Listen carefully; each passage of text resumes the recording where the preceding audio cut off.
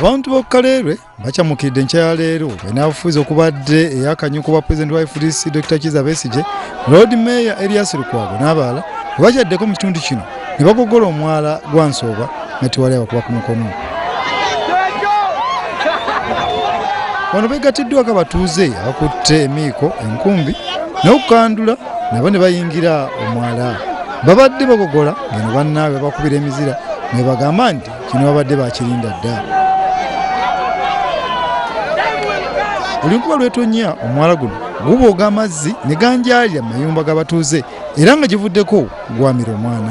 Baali balina okumala emyezi 18 nga batandise ng'ennaku z'omwezi 5 omwezi ogw'omusanvu mwaka 2011 nga balina okumala emyezi 18 era twabagamba nti bwe tunaatuukira kati ng'abantu b'e Kalerwa, abantu b'e Rwayisa, abakawempe ng'amataba bafuma mafume omwala bagukoze.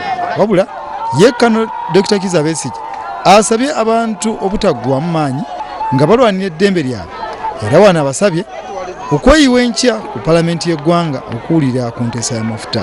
N'olwekyenkya kutaasa oyiro yaffe fenna tulina okubeerawo ku palamenti yaffe tulabe mukiise ani tulaba ani omukiise anaawanika omukono ng'agaba oyiro yaffe.